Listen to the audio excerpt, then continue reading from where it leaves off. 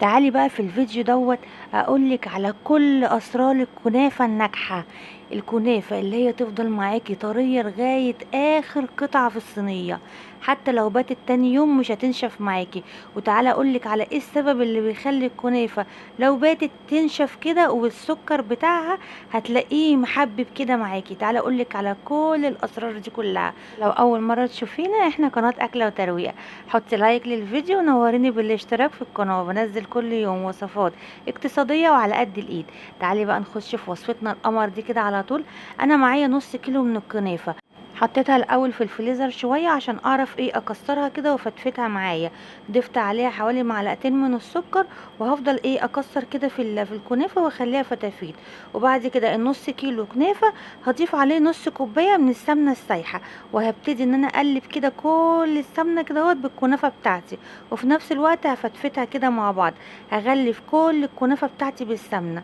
بعد كده هجيب الصينيه بتاعتي وهدهنها بالسمنه، وهبتدي احط الطبقه الاولى كده من الكنافه بنفس الطريقه ديت، وهضغط كده عليها ضغطه خفيفه بالظبط بنفس الطريقه دي كده بالشكل دوت.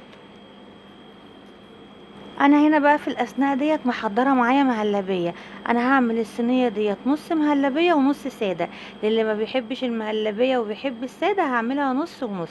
دلوقتي بقى المهلبيه بتاعتي، انا حطيت 3 معالق من النشا و3 معالق من السكر وكوبايه ونص من اللبن، وولعت عليهم. واول ما بقت كريمي كده معايا طفيت عليها وحطيت عليها رشه فانيليا من فوق، بتديها ريحه وطعم جميل جدا.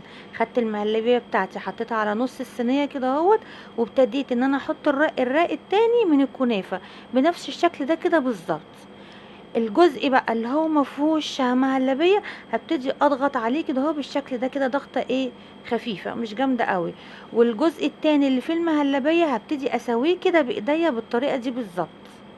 مش هضغط عليها قوي علشان المهلبيه ما تطلعش كده من وسط الكنافه كده وتلاقي باظت معاكي. هاخد بقى الصاج بتاعي الجميل ده كده واحطه في الفرن بتاعتي. هولع عليه الاول من تحت، واول ما تاخد لون كده وتحمر من الجناب هبتدي اولع عليها الشوايه وتاخد معايا اللون الجميل ده. تعالي بقى لخطوة العسل. دلوقتي بقى انا العسل بتاعي بارد والكنافة بتاعتي سخنة مولعة. حاجة من الاتنين لازم تكون باردة او حاجة لازم تكون سخنة.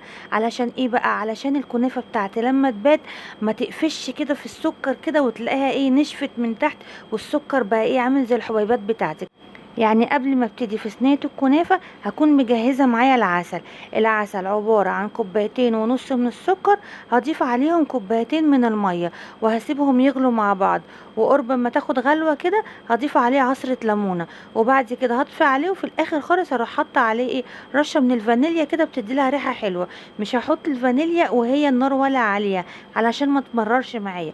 هاخد العسل بقى وهو بارد كده خالص، والكنافه طالعه معايا من الفرن سخنه، هرشها كلها كده على الصينيه وهفضل بقى احرك الصينيه علشان العسل ياخد الجوانب وياخد جميع اتجاهات الصينيه كلها. وهتطلع معايا بقى في الاخر بالشكل الجميل دوت. بصي بتفضل معاكي طريه لغايه اخر قطعه. دي الجزء اللي هو بالمهلبيه، والجزء دوت اللي هو الساده. بصي الشكل والجمال عامله ازاي، حاجه كده في منتهى الروعه والجمال بجد. الطعم رهيب رهيب.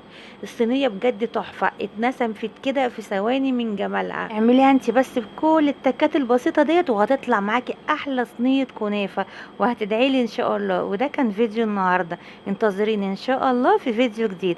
ما تنسيش بقى اللايك ونوريني بالاشتراك في القناه. مع السلامه.